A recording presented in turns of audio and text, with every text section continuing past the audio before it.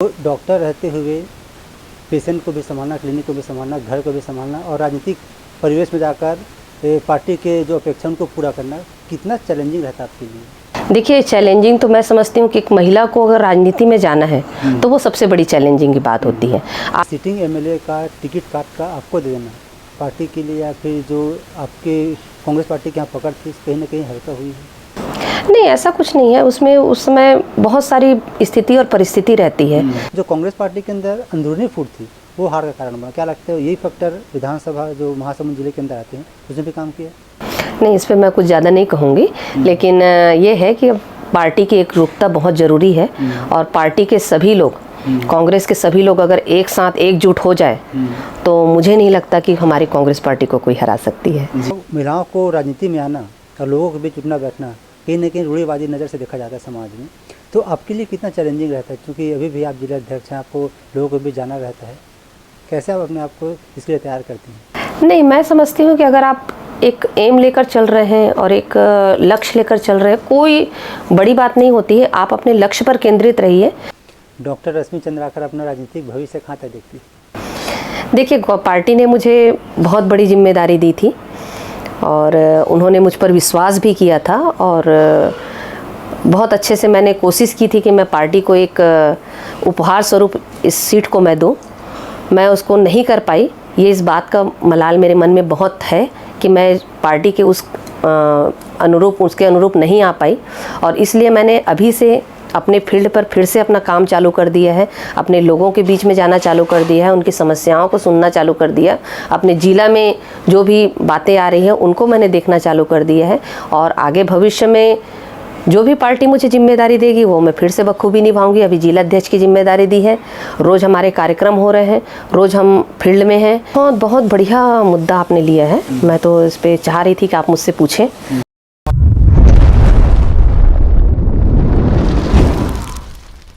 नमस्कार, आप सभी दर्शकों का एक बार फिर से बहुत बहुत स्वागत है। आप देख रहे हैं TNR न्यूज़ का खास कार्यक्रम सवाल जवाब का है और मैं हूं आपके साथ रुपेश ठाकुर। साथियों, जैसे कि आप जानते हैं इस कार्यक्रम के माध्यम से हम लगातार नेता, विधायक, मंत्री और सांसदों से आपकी मुलाकात करवा रहे हैं और जानने का प्रयास कर रहे हैं उनके जीवन से जुड़ी कुछ बातों को और साथ ही साथ उनके संघर्षों को। इसी क्रम में आज हमारे साथ मेहमान हैं डॉक्टर रश्मि चंद्राकर जी, जो वर्तमान में कांग्रेस पार्टी की ओर से महासमुंद जिला अध्यक्ष है। मैडम, आपका बहुत बहुत स्वागत है। धन्यवाद।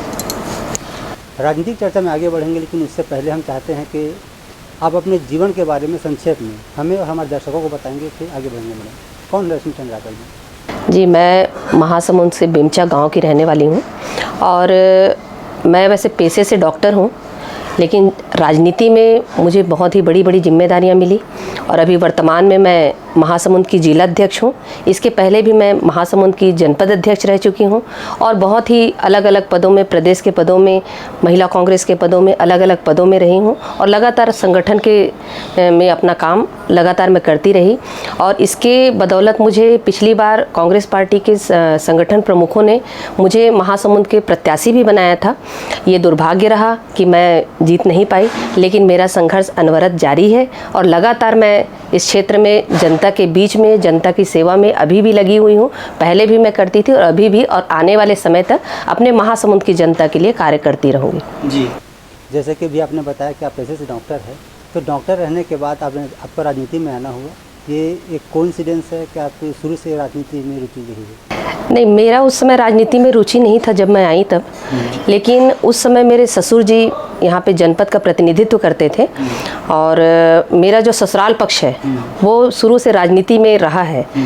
पहले पापा जी मंडी में भी रहे, जनपद में भी रहे और अलग अलग राजनीतिक पदों में भी रहे और इत्तेफाकन ऐसा हुआ कि जब जनपद का चुनाव लड़े तो यहाँ पर एक महिला आरक्षण आया। हमारे स्वर्गीय राजीव गांधी जी की देन है जो महिला आरक्षण, उसकी बदौलत मुझे जनपद का चुनाव लड़ना पड़ा और ईश्वर की कृपा रही, हमारे पार्टी प्रमुखों की सबका साथ रहा कि मैं जनपद अध्यक्ष के पद पर तुरंत निर्वाचित हुई और जनपद अध्यक्ष जैसे पद पर मैं आसीन हुई। उसके बाद पार्टी प्रमुख में लगातार मैं चलती रही। तो ये कह सकते हैं कि मेरे ससुर जी का और मेरे हस्बैंड का, उनका साथ मुझे सहयोग मिला, जो मैं डॉक्टरी पेशे के साथ में मैं जो है राजनीति में आई। जहाँ तक हमें जानकारी है, आपके हस्बैंड भी डॉक्टर है, आपके ससुर भी डॉक्टर है और आप स्वयं भी डॉक्टर हैं। तो डॉक्टर रहते हुए पेशेंट को भी संभालना, क्लिनिक को भी संभालना, घर को भी संभालना और राजनीतिक परिवेश में जाकर पार्टी के जो अपेक्षा उनको पूरा करना कितना चैलेंजिंग रहता है आपके लिए? देखिए, चैलेंजिंग तो मैं समझती हूँ कि एक महिला को अगर राजनीति में जाना है तो वो सबसे बड़ी चैलेंजिंग की बात होती है। मैं पेशे से डॉक्टर भी हूँ, मेरे को उस फील्ड को भी संभालना था, पर उसमें मुझे सहयोग मुझे हस्बैंड का मिला कि मेरे जितने पेशेंट हैं और मेरा जो प्रोफेशन है उसको मेरे हस्बैंड ने संभाला। और जहाँ तक जो मेरे घर की बात है, मेरे बच्चे भी उस समय तो काफ़ी छोटे थे, एक बेटा तो मेरे राजनीति में आने के बाद का है, तो उस समय भी मेरी सासू माँ का सहयोग मिला, घर का मुझे बहुत सपोर्ट मिला। तो एक बहुत बड़ा चैलेंज तो रहता है, लेकिन मैं समझती हूँ कि अगर घर वालों का सपोर्ट अगर मिल जाता है तो ये चैलेंज आसान हो जाता है और रास्ता भी आसान हो जाता है। तो राजनीति के राह में मुझे घर वालों का बहुत ही सपोर्ट मिला है और ये मेरे लिए रास्ता धीरे धीरे आसान हुआ और मैं आगे बढ़ पाई और लगातार आगे बढ़ ही रही हूँ। जी, आप अपने आप को कितना कंफर्टेबल समझते हैं या फिर नहीं बोलते हैं कि अपॉर्चुनिस्ट हो? अभी तक के महासमुंद विधानसभा क्षेत्र के इतिहास में कभी भी महिलाओं को मौका नहीं दिया गया है।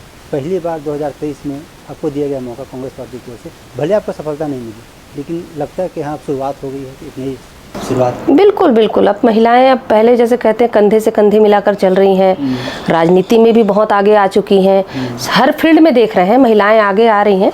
तो कांग्रेस पार्टी ने पहली बार मतलब महासमुंद में महिला को उतारा, ये तो बहुत ही गर्व की बात है और महिलाओं के लिए भी गर्व की बात है। और ये दुर्भाग्य रहा कि मैं नहीं जीत पाई, लेकिन महिलाएं बहुत अच्छा सपोर्ट की मुझे, महासमुंद की जनता ने बहुत अच्छा सपोर्ट भी किया और बहुत से लोगों ने चाहा था कि एक महिला विधायक यहाँ से बने और अच्छा एक रिस्पांस भी मुझे मिला था। तो आगे चल के फिर से किस्मत आजमाएंगे। क्या आप इस चीज़ को मानते हैं कि सिटिंग एमएलए का टिकट काट का आपको दे देना पार्टी के लिए, या फिर जो आपके कांग्रेस पार्टी की यहाँ पकड़ थी कहीं ना कहीं हल्का हुई है? नहीं, ऐसा कुछ नहीं है। उसमें उस समय बहुत सारी स्थिति और परिस्थिति रहती है। जब भी टिकट किसी को दिया जाता है तो बहुत सारी स्थिति परिस्थिति, वहाँ के लोगों की चाहत, लोगों के व्यूज़ बहुत सारे रहते हैं। तो पार्टीगत उस पर सर्वे भी होता है। मैं लगातार सक्रिय रही, लोगों के बीच में रही, लोगों के समस्याओं का लगातार निराकरण करती रही। और अभी नहीं, मैं 2010 से सक्रिय हूँ। मतलब हर गांव में कभी कोई ऐसा गांव नहीं हुआ जिस पर मैंने दौरा नहीं किया, जिस यहाँ के लोग मुझे जानते ना हो। वो डॉक्टर रश्मि चंद्राकर के नाम से ही इतने परिचित थे, तो लोग मुझे बहुत अच्छे से जानते थे। तो मतलब उस समय भी एक रहता है पार्टी के लोग कि कौन व्यक्ति ज़्यादा उपयुक्त है, कौन व्यक्ति को ज़्यादा चाहने वाले हैं, और एक रोटेशन भी हो सकता है। तो उसकी वजह से पार्टी ने एक अलग उम्मीदवार और एक महिला कैंडिडेट के हिसाब से, जो महिला सक्रियता के हिसाब से मुझे दिया था। तो एक ये कह सकते हैं कि सिटिंग एमएलए किसी एक की परमानेंट नहीं रहता है। बार बार कोई भी सीट, जैसे मेरी सीट है, कोई ज़रूरी नहीं मैं जिला अध्यक्ष हूँ, कल कोई दूसरा जिला अध्यक्ष होगा, तो ये सीट जो है चेंज होती रहती है, उसमें ऐसा कुछ नहीं रहता है। आपने भी जिला अध्यक्ष की बात कही। महासमुंद जिले में 4 विधानसभा क्षेत्र आता है, इसमें से 2 कांग्रेस और 2 बीजेपी। अब प्रत्याशी के साथ साथ में जिला अध्यक्ष बने, आपके ऊपर ज़्यादा जिम्मेदारी थी। क्या लगता है क्या फैक्टर काम किया, 2 सीटें बीजेपी लेके 2 सीटें कांग्रेस के पास आ गई? देखिए, अभी तो जो चुनाव है उसमें कुछ अलग ही मुद्दे रहे हैं, जबकि हमारी कांग्रेस की गवर्नमेंट ने बहुत अच्छा कार्य किया था। मतलब अभी भी लोगों को विश्वास नहीं हो रहा है कि कांग्रेस की गवर्नमेंट चली गई या भूपेश बघेल जी की सरकार चली गई, हमारे कक्का का सरकार चली गई। ये अभी लोगों को विश्वास जहन में उतर ही नहीं पा रहे हैं। आज भी हम क्षेत्र में जाते हैं, लोगों से मिलते हैं, उनसे बात करते हैं, तो उन लोग सिर्फ एक ही बात कहते हैं कि एक बार तो सरकार और आनी थी। किसानों के हित की बात कहें, चाहे महिलाओं के हित की बात कहें, चाहे मतलब युवाओं के हित की बात कहें, तो जो एक सामंजस्य और सारे लोगों को सामंजस्य करके सबके हितैषी जो सरकार रही है, वो हमारे कांग्रेस गवर्नमेंट की सरकार रही है। और कुछ फैक्टर इन लोगों ने कुछ लालच दिया, कुछ फॉर्म भरवाए, कुछ अलग अलग चीज़ें रही, और उसकी वजह से जो सरकार, हो सकता है इसमें कुछ कई जगह पे हम लोगों को नाकामी हासिल हुई। लेकिन ये कह सकते हैं कि हम संघर्षरत हैं, आगे चल के और संघर्ष करते रहेंगे और आने वाले समय में फिर से कांग्रेस की गवर्नमेंट फिर से बनाएंगे। हमारे साथ टीएस बाबा इंटरव्यू में बोले हैं कि कांग्रेस पार्टी के हार का मुख्य 2 कारण है। यह एक तो जो जितने भी पॉलिसी बनाई गई थी वो बहुत बेहतरीन था, लेकिन उसको ज़मीन धरातल पर नहीं उतार पाई कांग्रेस पार्टी और कार्यकर्ता। दूसरा, जो कांग्रेस पार्टी के अंदर अंदरूनी फूट थी वो हार का कारण बना। क्या लगता है यही फैक्टर विधानसभा जो महासमुंद जिले के अंदर आते हैं उसने भी काम किया? नहीं, इस पे मैं कुछ ज़्यादा नहीं कहूँगी, लेकिन ये है कि पार्टी की एकजुटता बहुत ज़रूरी है और पार्टी के सभी लोग, कांग्रेस के सभी लोग अगर एक साथ एकजुट हो जाए तो मुझे नहीं लगता कि हमारी कांग्रेस पार्टी को कोई हरा सकती है। तो ऐसा तो सबको एकजुटता दिखाना बहुत ज़रूरी रहता है और कहीं पर भी हार आई है तो कहीं ना कहीं फैक्टर, हर जगह कुछ ना कुछ अलग फैक्टर काम कर रहा है, कहीं पर कुछ फैक्टर काम किए तो स्वाभाविक है अगर मैं यहाँ पर हारी हूँ तो मेरे लिए भी कुछ फैक्टर यहाँ पर लागू होते हैं जिसको शायद मैं आपके साथ साझा नहीं कर सकती। लेकिन हर जगह पर अगर हार हुई है तो कुछ ना कुछ कारण हो सकता है, चाहे पार्टी के अंदरूनी बातें रहती हैं तो वो सब चीज़ें मैं नहीं कह पाऊँगी, लेकिन ये है कि अगर हम सब एकजुट रहें तो हमको कोई नहीं हरा सकता। बात महासमुंद विधानसभा क्षेत्र की करते हैं मैडम। आपके पोजीशन में थे राजू सिन्हा, योगेश्वर राजू सिन्हा, जो बीजेपी से कैंडिडेट हैं, और जब आपको टिकट दिया गया तो कहीं ना कहीं एक बात निकल के सामने आई, बगावत की। जो सिटिंग एमएलए थे तब की, उन्हें टिकट नहीं मिलना, उनके जो कार्यकर्ता हैं आपके विपक्ष में काम किए, ये खुलकर बात आई थी सामने, मीडिया में भी इसका बहुत बोलबाला रहा। क्या ये भी एक कारण रहा आपके हाथ का? अभी मैं इस पे कुछ नहीं बोलूँगी इस पर मैं बोलना उचित नहीं समझती, क्योंकि ये सब चीज़ें हमारे पार्टी की है। पार्टी प्रमुखों से जो भी बातें हम लोग की रहती है वो हम पार्टी प्रमुखों को बोलते हैं, पार्टी प्रमुख उस पर एक्शन लेते हैं, पर ये मुझे नहीं लगता कि आपके इसमें साझा कर सकती हूँ। तो जो भी बातें रहती है, मैंने कहा कि हार का कहीं ना कहीं कारण तो है।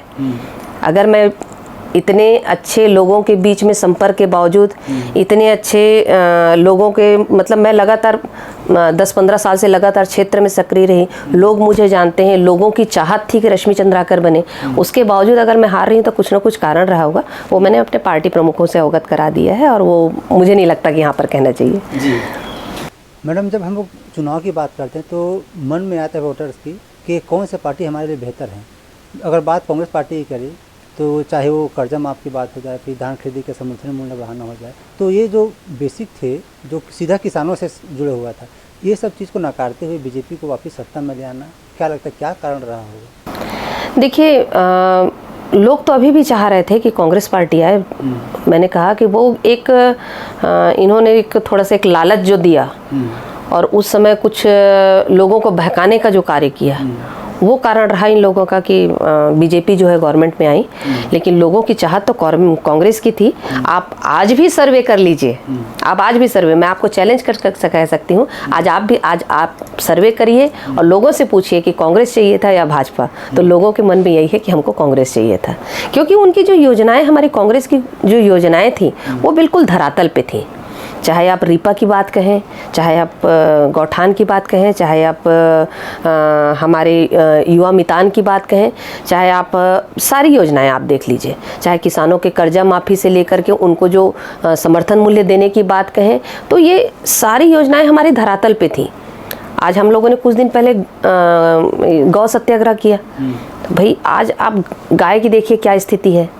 हमने तो सारी चीज़ें व्यवस्था की है, गायों के लिए चारे की व्यवस्था की, गायों के रहने के लिए व्यवस्था की, उनके गोबर को बेचने की व्यवस्था की, यहाँ तक कि महिलाओं को सबल बनाने के लिए महिला समिति को सबल बनाने की कोशिश की। तो ये हम लोगों का वर्किंग बहुत अच्छा रहा। तो अब आने वाले समय में अगर जनता पछता रही है तो आने वाले समय में वो चाह कर भी वो भाजपा को नहीं देगी। एक बार जो व्यक्ति बोलते हैं ना कि जो दूध का जला हुआ है वो छाछ को भी फूंक कर पीता है, इस बार जनता धोखा खाई है, अगले बार बाकायदा उसको अपने उस गलती को नहीं दोहराएगी और कांग्रेस को फिर से लाएगी। महतारी वंदन योजना को कितना बड़ा मास्टर स्ट्रोक समझते हैं आप बीजेपी की ओर से? महतारी वंदन योजना ही बहुत बड़ा मास्टर स्ट्रोक इनका रहा है, उसमें कोई बात नहीं रही।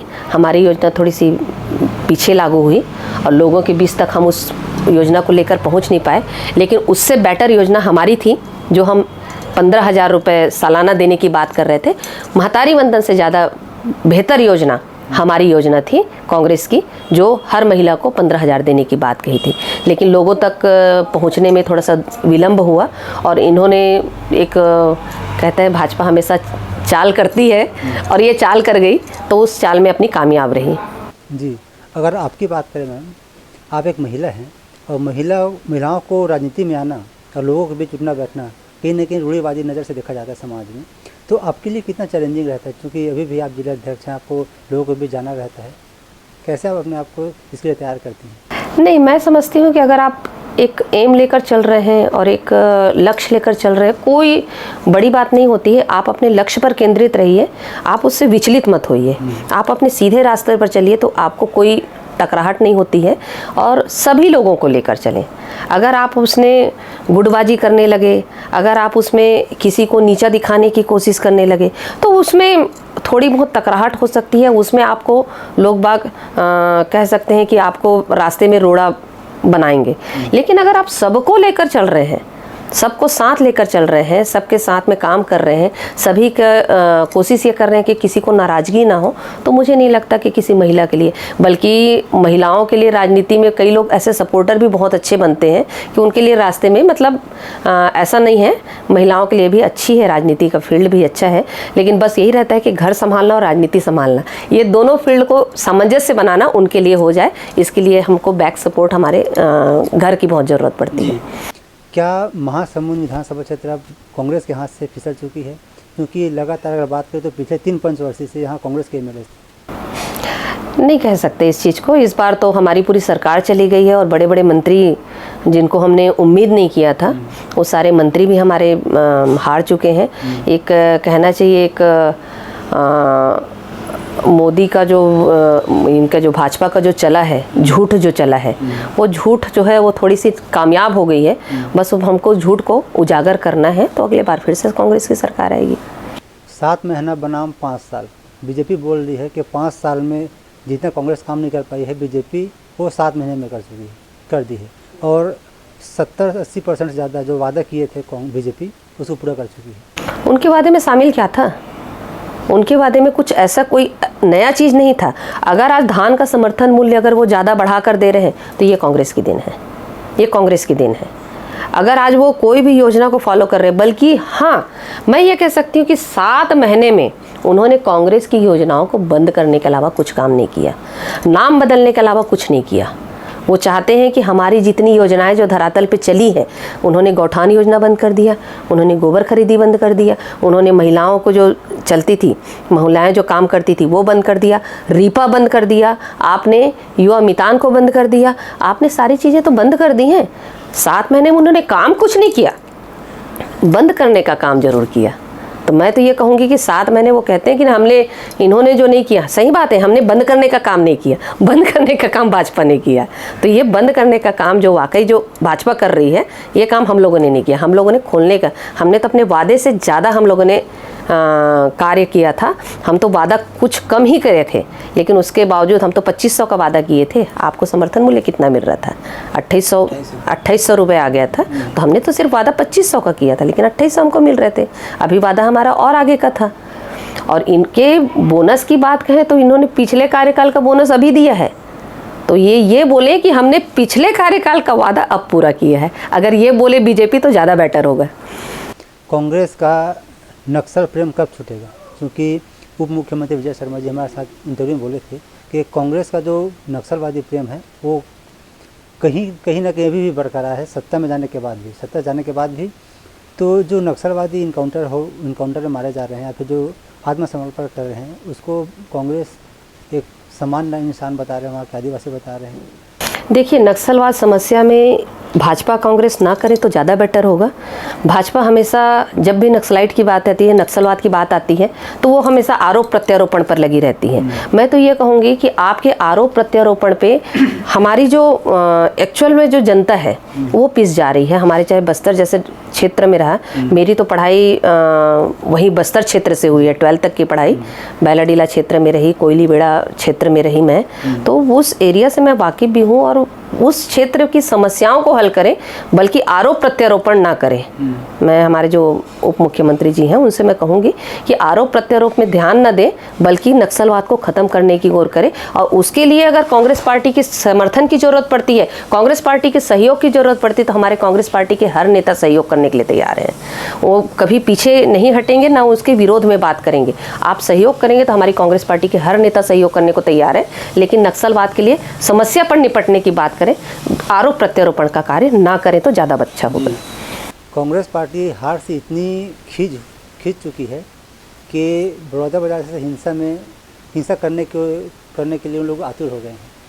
कांग्रेस पार्टी का इसमें कहीं ना कहीं हाथ ऐसा बीजेपी का कहना है, तो क्या सच्चाई में वाकई? बहुत बढ़िया मुद्दा आपने लिया है। मैं तो इस पे चाह रही थी कि आप मुझसे पूछें। बलौदाबाजार हिंसा में कांग्रेस पार्टी का कोई लेना देना नहीं था, लेकिन कांग्रेस पार्टी को ज़बरदस्ती उस मुद्दे में घसीटा गया। ये एक सामाजिक मुद्दा था और उस मुद्दे में अगर आप बलौदाबाजार का अगर आप एक्चुअल सिचुएशन अगर आप लेते हैं तो वहाँ पर मंच की व्यवस्था, माइक की व्यवस्था, वहाँ के इंटेलिजेंस आपके हाथ में है। भाजपा की गवर्नमेंट है, भाजपा के पास है। वहाँ के इंटेलिजेंट को नहीं पता कि वहाँ पे इतनी बड़ी रैली होने वाली है।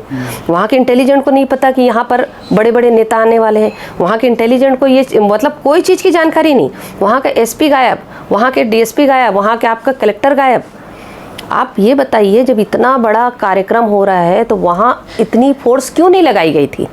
ये इनकी नाकामी है कि कांग्रेस पार्टी की नाकामी है? बल्कि आदरणीय हमारे देवेंद्र यादव जी जो 5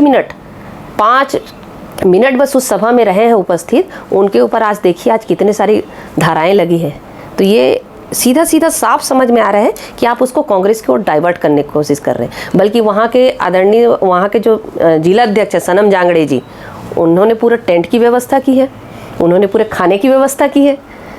तो आप उन पर कोई कार्रवाई नहीं कर रहे हो, बल्कि जो आप सभा में कांग्रेस पार्टी के विधायक अगर 5 मिनट जा रहे हैं तो आप उनके ऊपर रंजिश कार्रवाई कर रहे हैं। तो ये आप धाराएं देखिए ना, आप सिर्फ धाराएं देखिए कि आदरणीय देवेंद्र यादव जी के ऊपर कितनी धाराएं लगी है 5 मिनट उपस्थिति में, जबकि आपकी इंटेलिजेंट पूरी तरह से फेल है और आप उसको जो है राजनीतिकरण कर रहे हो। उसमें आपको जब समाज वालों ने मिलना चाहा, आपने उनको समय नहीं दिया, आपने उनको समय नहीं दिया। आपकी इंटेलिजेंट ने पूरा जो बताया, आपकी इंटेलिजेंट कहाँ थी? आपका फोर्स कहाँ था? आपने उस चीज़ों को लाया क्यों नहीं और आपने उस पर लागू क्यों नहीं किया? तो ये तो सीधे सीधे सवाल के घेरे में तो आप फैलते हैं, आप फंस रहे हैं। तो भाजपा सरकार कहाँ थी? बल्कि इस पे फंसाने का कार्य कर रहे हैं। भाजपा के लोगों को छोड़ करके कांग्रेस के लोगों को उसमें फंसाने की कोशिश की जा रही है। विनोद चंद्राकर का 5 साल का कार्यकाल महासमुंद के लिए कितना अच्छा रहा, कितना बेहतर रहा, कितना विकास की राह में आगे बढ़ पाया, क्या लगता है आपको? देखिए, महासमुंद में तो विकास की गाथा गढ़ी गई है। छत्तीसगढ़ में पूरे विकास की गाथा गढ़ी गई है। पूरे हम अगर बात करें 15 साल बनाम 5 साल, मैं पिछले 15 साल की बात कहूँगी, 15 साल बनाम 5 साल की अगर बात करें तो पूरे छत्तीसगढ़ में विकास हुआ है। सिर्फ महासमुंद ही नहीं, पूरे छत्तीसगढ़ में हमारे चारों विधानसभा में हमारे चारों एमएलए थे, चारों जगह पे बहुत अच्छा विकास हुआ है। चाहे आप रोड की बात कहें, चाहे आप अलग अलग सब क्षेत्र में, सभी क्षेत्रों में विकास हुआ है। तो पूरे छत्तीसगढ़ में विकास की गाथा लिखी गई है। तो इसको मैं नहीं कह सकती कि इसमें है। मैं तो ये कहूँगी 15 साल बनाम 5 साल। जो 15 साल में इन लोगों ने नहीं किया था वो हम लोगों ने 5 साल में करके दिखाया है। स्वामी आत्मानंद जैसे स्कूल, जिसको हम लोगों ने सिर्फ सपना देखते थे, जो गवर्नमेंट में जो हमारे गरीब पालक हैं वो सिर्फ सपना देखते थे कि हमारा बच्चा इंग्लिश मीडियम में पढ़े, वो सपना हमारा साकार हुआ है। तो ऐसे बहुत सारी योजनाएं हमारी धरातल पर आई है। जी, अभी ये पूछना जल्दबाजी हो सकता है, लेकिन फिर भी मैं पूछना चाहूँगा, 7 ही महीना हुआ है बीजेपी की सरकार बने, योगेश्वर राजू सिन्हा यहाँ से विधायक हैं। 7 महीने में कितना एक्टिव दिखे, कितना काम करने की जरूरत हुई, क्या क्या कुछ बदलाव, बड़ी बदलाव आपको देखने को मिली है? कोई बड़ी बदलाव मुझे तो नहीं दिखा। 7 महीने पहले जो था वही 7 महीने बाद में भी है। जो महासमुंद में वाकई मुझे बहुत चीज़ों की ज़रूरत मुझे महसूस होती थी। जब मैंने सोचा था कि अगर मैं एमएलए बनी तो सबसे पहले यहाँ का मतलब विकास करना है करके मेरे मन में बहुत सारी एक जो कहते हैं लिस्ट बननी चाहिए। तो एक बहुत लंबी लिस्ट मेरी बनी हुई थी, लेकिन मुझे नहीं लगता कि उस लिस्ट में से कोई चीज़ को लागू यहाँ के विधायक कर पा रहे हैं। बहुत सारी चीज़ों को यहाँ पर करने की ज़रूरत है। हमारे महासमुंद विकास की बहुत ज़रूरत है। चाहे आप शिक्षा के क्षेत्र में देखें, चाहे आप निर्माण के क्षेत्र में देखें, तो हर क्षेत्र में हमको, स्वास्थ्य के क्षेत्र में देखें, हर क्षेत्र में हमको एक अच्छे विकास की ज़रूरत है। जो मुझे 7 महीने में तो कुछ भी नहीं दिख रहा है। जो 7 महीने में मुझे होना चाहिए था, एक विधायक को उसके लिए पहल करनी चाहिए थी, इस महासमुंद के लिए पहल करनी चाहिए थी, इस नगर पालिका के लिए पहल करनी चाहिए थी, वो पहल मुझे नहीं दिख रही है। एक पहल अब विधायक बन चुके हैं तो मैं तो आपके माध्यम से भी कहूँगी कि विधायक जी को आगे आकर के यहाँ की जनता के ने अगर उनको मौका दिया है तो बिल्कुल उसके लिए आगे आकर के जनता की सेवा में उनको तत्पर होना चाहिए। क्षेत्र के समस्याओं को लेकर के गंभीर होना चाहिए और क्षेत्र की समस्याओं का निराकरण करना चाहिए, जो नहीं हो पा रहा है। अगर मैं आपसे ये पूछूं तो कि आप स्वयं एक महिला हैं, महिलाओं को सशक्त बनाने के लिए, साथ ही साथ में जो जितनी भी एक्टिविटीज़ होती है उसमें पार्टिसिपेशन बढ़ाने के लिए आपके पास क्या ऐसा रोड मैप है, अगर आप जीत कर आती तो जिसको आप इम्प्लीमेंट करना चाहती? देखिए, सबसे पहले तो महिलाओं के लिए आपको सबल बनाने के लिए हमारी योजनाएं तो बहुत अच्छी चल रही थी। अगर गवर्नमेंट आती तो हमारी योजनाएं उसको मैं आगे फलीभूत करने की कोशिश करती। चाहे रीपा में और जो गौठान में जो हमारी महिलाएं जो सबल हो रही थी, उस कार्यक्रम को मेरी जो इच्छा थी कि मैं उसको और आगे विस्तृत करके उसको गाँव-गाँव लेवल पे कुटीर लघु उद्योग जो होते हैं, वो लघु उद्योग खोल करके छोटी छोटी महिलाओं को सबल बना दें, ताकि वो अपने लेवल पर एक कार्य कर सकें और अपने लेवल पर सक्षम हो जाए। ये मैंने सोच रखा था इसके लिए। और शिक्षा के क्षेत्र पर भी जैसे जैसे छोटी छोटी जो ट्रेनिंग्स हैं, छोटे छोटे ट्रेनिंग हम लोग करवा देते महिलाओं के लिए, ताकि वो अपने क्षेत्र पर एक कार्य कर सकती। ये मेरी एक इच्छा थी कि महिलाओं को एक सबल करने के लिए काम करें। और शिक्षा तो खैर, महिला शिक्षा तो खैर अभी जागरूक हो चुकी है गांव-गांव में भी, कुछ जगह पर अंचल में भी है। अभी भी लड़कियों को पढ़ने में जाने में परेशानी होती है, जो मैंने क्षेत्र में घूमा है। और क्षेत्र में जाने के बाद कहीं पर मेरे को लगा है कि हाँ, यहाँ पर शिक्षा के लिए स्कूल की ज़रूरत है, तो वो क्षेत्र में मैं कार्य करती। और इससे स्वाभाविक है, बालिका भी अच्छे से पढ़ पाती और महिलाएं भी अच्छे से सबल हो पाती जी। अब बात लोकसभा चुनाव की करते हैं। विधानसभा चुनाव का परिणाम जो रहा सो रहा, लेकिन अगर अब जैसा भी आपने कहा कि बीजेपी की छलावे में आ गई जनता, अगर लोकसभा चुनाव की बात करें उसके बाद भी बीजेपी अच्छा यहाँ से गेन करके जीत गई जी, महासमुंद से, यहाँ से जितने भी लोकसभा क्षेत्र आते हैं वहाँ से। हाँ, लोकसभा में तो रहा। लोकसभा में कुछ फैक्टर्स हमारे पास आए, कुछ बातें आई कि भाई ये चीज़ें नहीं होनी चाहिए थी, तो कुछ चीज़ें रही हैं, लेकिन हम लोग को कुछ समझ में नहीं आया। हम लोग को भी लग रहा था कि आदरणीय हमारे ताम्रध्वज साहू जी बहुत अच्छे प्रत्याशी हैं, और वाकई वो बहुत अनुभवी हैं, अच्छे प्रत्याशी भी हैं। एक बहुत बड़ी कम्युनिटी के मतलब दावेदार थे, जैसे साहू कम्युनिटी को बहुत अच्छा बड़ा कम्युनिटी कहा जाता है, तो एक बाहुल्य भी है हमारी इस लोकसभा में। तो हम लोगों ने ऐसा सोचा था कि बहुत अच्छा गेन करेंगे, और हम लोगों ने कोशिश भी किया, बहुत अच्छे से हम लोगों ने प्रयास भी किया, प्रचार भी किया। लेकिन कहते हैं कि वही अब क्या हुआ कैसे हुआ नहीं कह सकते, लेकिन हम लोगों ने प्रयास भरपूर किया था, और उम्मीद भी थी कि इस समय वो निकाल लेंगे, आदरणीय ताम्रध्वज साहू जी यहाँ से जीत हासिल करेंगे करके। लेकिन बहुत सारी कुछ उसमें भी अगर हार हुई है तो कुछ ना कुछ कमी होगी, जो मैंने अपने लिए कहा वो मैं इसके लिए भी कहूँगी। क्या मानते हैं हार? क्योंकि बहुत से कांग्रेस के लीडर ऐसे नेता जो बड़े बड़े नाम हैं, उनका भी यही कहना है कि कहीं ना कहीं ईवीएम के चलते उनको देखिए, जिस तरह से हमारे पास जो सबूतें आती है, कहीं पर काउंटिंग में आप बताइए कि वीवीपैट और आपके जो ईवीएम है उसमें दोनों में अंतर आना, फिर मशीन का जगह जगह बहुत जगह जहाँ पर ख़राब हो जाना, बार बार ख़राब होना, उसके बाद उनके वोटों में अंतर आना। तो जो गिनती जो करवाते हैं उसमें जो अंतर आता है, तो इस पर तो शक मेरे को भी जाता है कि कहीं वाकई सही में जब बड़े बड़े आप यहाँ से बैठे बैठे आप मंगल ग्रह की चीज़ों को आप बैठे बैठे आप सेट कर सकते हैं, तो ईवीएम मुझे लगता है बहुत छोटी चीज़ है। और मैं आपके माध्यम से मांग भी करूँगी कि इस समय तो हम लोग को बैलेट पेपर से चुनाव होना चाहिए, और जहाँ पर जो ईवीएम मशीन बनाने वाले जो देश है, अगर विश्वास नहीं कर रहे हैं तो हमारी भारत देश उस पर क्यों चल रही है। बल्कि वीवीपैट से चुनाव हो, निष्पक्ष हो और बिल्कुल सही तरीके से हो, जो जनता चाहती भी है, नेता भी चाहते हैं, पर पता नहीं मोदी जी क्यों नहीं चाहते। ये समझ से परे है। हम सब चाहते हैं कि हमारे बैलेट पेपर से हो, और जहाँ पर कई जगह पर हम लोग भी जाते हैं तो लगता है कि वहाँ के लोगों का सपोर्ट देखो, तो लगता है लोगों के सपोर्ट की यहाँ से तो हमको कम से कम 80% वोट मिला होगा। और वहाँ पर जाने के बाद जब ईवीएम से रिजल्ट आता है तो ईवीएम से रिजल्ट हमारा कम आता है। तो ऐसे में वाकई एक शंका के घेरे में आ जाता है जब काउंटिंग अलग अलग आने लगते हैं।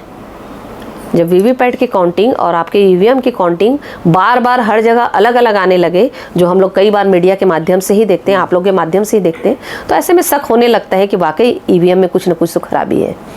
क्या कांग्रेस छत्तीसगढ़ में बात करें तो डूबता हुआ सूरज है? क्योंकि बहुत से बड़े बड़े नेता हैं जो इस बार चुनाव लड़े थे लोकसभा का, उनको हार का सामना करना पड़ा। नहीं, वो कहते हैं कि बदली में छुपा हुआ सूरज कह सकते हो आप। हमारा ये 5 साल के लिए छुप गया है बदली में। बदली में जो छुप जाते हैं ना सूर्य, वही है। ये बस बादल हटने की देरी है। ये 5 साल में हमारा ये बादल फिर से हटेगा और फिर से नया सूरज निकलेगा, ये मैं आपको आश्वासन देती हूँ। इस बार जब चुनाव होगा विधानसभा का, तो कांग्रेस पार्टी महासमुंद जिले में किस प्रकार की तैयारी को लेकर अभी काम कर रही? विधानसभा चुनाव जब होना है 2028 में, तो कांग्रेस पार्टी खास तौर पे महासमुंद जिले में आपकी तैयारी क्या रह रही है? अभी से तैयारी शुरू हो गई कि कुछ समय जब चुनाव पास हो उसके बाद? बिल्कुल बिल्कुल, अभी हम लोगों की कहते हैं छटनी होनी चाहिए। जो हमारे बहुत से कार्यकर्ता जिन्होंने काम नहीं किया है, या कई जो काम करने की इच्छुक नहीं है, या कई निष्क्रिय हैं, ऐसे लोगों को हटाकर हम नए टीम बनाने की तैयारी कर रहे हैं। और नई टीम हमारी बनेगी। एक बूथ लेवल पर हम लोगों ने पिछले बार भी कमेटी बनाई थी, पर बहुत जगह पर हम लोगों को नाकामी देखना पड़ा। तो ऐसे जहाँ निष्क्रिय हैं, जहाँ पर हमको वाकई वहाँ पर वर्किंग नहीं हो रही है, जहाँ पर हमको हार का सामना पड़ा, वो हम लोगों ने कई जगह समीक्षा भी की है। तो ऐसे में कई निष्कर्ष हम लोगों के पास आए हैं, तो उसके हिसाब से हम लोग जो है उसको बदलेंगे और नई टीम, मजबूत टीम को फिर से खड़ा करेंगे जी। इस बार साय मंत्रिमंडल में आधे से ज़्यादा मंत्री नए हैं और पहली बार चुनाव जीत कर आए हैं। तो क्या लगता है कि जो नई राजनीति में शुरुआत हुई है नई परंपरा की, तो कितना सक्सेसफुल होने वाली है छत्तीसगढ़ के लिए स्पेशल? देखिए आदरणीय साय जी ही तो रिमोट कंट्रोल है।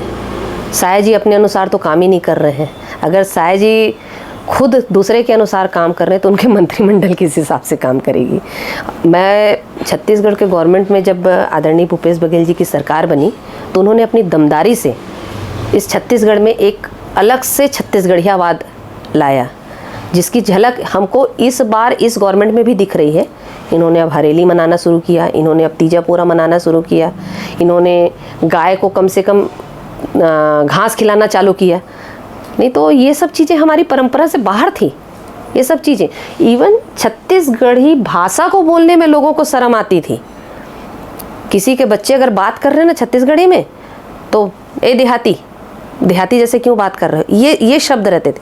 अब हमको गर्व होता है कि इस 5 साल में हमारे हर नेता से लेके, ऑफिसर से लेके, कलेक्टर से लेके, एसपी से लेके हर लोग छत्तीसगढ़ी भाषा में बात किए। इसका श्रेय अगर कोई जाता है ना, तो हमारे पिछली 5 साल की गवर्नमेंट आदरणीय भूपेश बघेल जी को जाता है, जिन्होंने एक छत्तीसगढ़ियावाद को लाने की परंपरा दिखाई।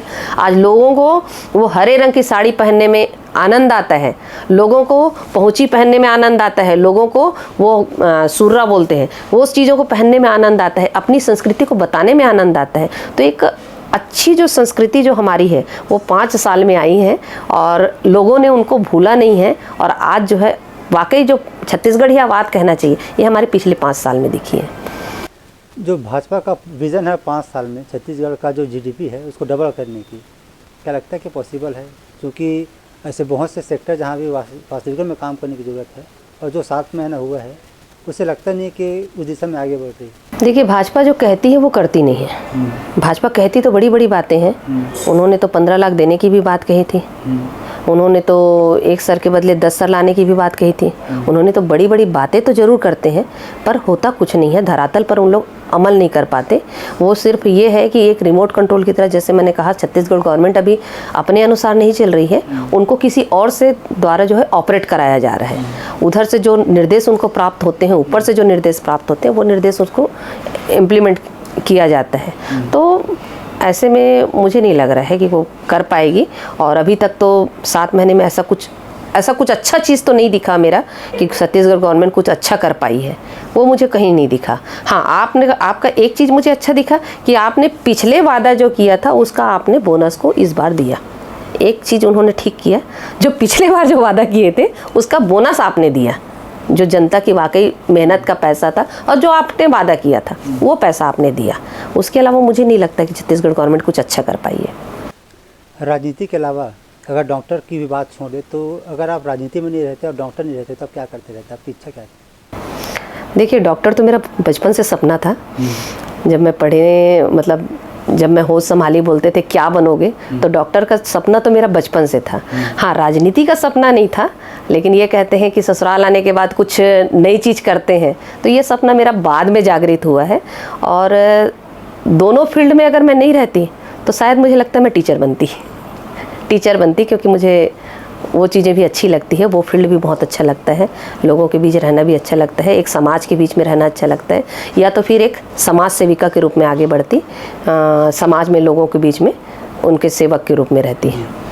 डॉक्टर रश्मि चंद्राकर अपना राजनीतिक भविष्य कहाँ तक देखती? देखिए पार्टी ने मुझे बहुत बड़ी जिम्मेदारी दी थी और उन्होंने मुझ पर विश्वास भी किया था, और बहुत अच्छे से मैंने कोशिश की थी कि मैं पार्टी को एक उपहार स्वरूप इस सीट को मैं दूं। मैं उसको नहीं कर पाई। ये इस बात का मलाल मेरे मन में बहुत है कि मैं पार्टी के उसके अनुरूप नहीं आ पाई, और इसलिए मैंने अभी से अपने फील्ड पर फिर से अपना काम चालू कर दिया है। अपने लोगों के बीच में जाना चालू कर दिया है, उनकी समस्याओं को सुनना चालू कर दिया। अपने ज़िला में जो भी बातें आ रही हैं उनको मैंने देखना चालू कर दिया है, और आगे भविष्य में जो भी पार्टी मुझे जिम्मेदारी देगी वो मैं फिर से बखूबी निभाऊंगी। अभी जिला अध्यक्ष की जिम्मेदारी दी है, रोज़ हमारे कार्यक्रम हो रहे हैं, रोज़ हम फील्ड में हैं, तो जिला अध्यक्ष की जिम्मेदारी तो चारों जिला को अभी लगातार हम लोग संभाल ही रहे हैं, और आगे पार्टी जो भी जिम्मेदारी देगी उसको बखूबी मैं पार्टी के अनुरूप ही कार्य करते रहूँगी। जी, आप हमसे जुड़े इसके लिए बहुत बहुत धन्यवाद। जाते जाते हमारे माध्यम से कुछ संदेश देना चाहेंगे खासतौर पर महिलाओं को? देखिए, मैं यही कहूँगी कि महिलाएं सक्षम तो रहे ही, वो तो शुरू से सक्षम रहती हैं। बस ये है कि आप अपने आप को कमज़ोर ना समझें। बस ये आप मजबूती से हर फील्ड में, जिस फील्ड में आप हैं उस फील्ड में आप मजबूती के साथ आगे आएँ, और मजबूती से अपने कार्य के प्रति निष्ठा से कार्य करते रहिए। हमेशा ये कहते हैं कि जब आप काम करते रहेंगे तो कामयाबी आपके कदम चूमेगी, और ये फार्मूला बिल्कुल आप पर भी लागू होगा। अगर आप लगातार कार्य करते रहेंगे तो लगातार कामयाबी आपके कदम चूमेगी। इस बात का मैं ज़रूर विश्वास दिलाती हूँ। तो आप सुन रहे थे डॉक्टर रश्मि चंद्राकर जी को। फिलहाल इस कार्यक्रम में इतने ही। अगली बार आपसे फिर होगी मुलाकात एक नए कार्यक्रम में नए मेहमान के साथ। तब तक के लिए अनुमति दीजिए। नमस्कार।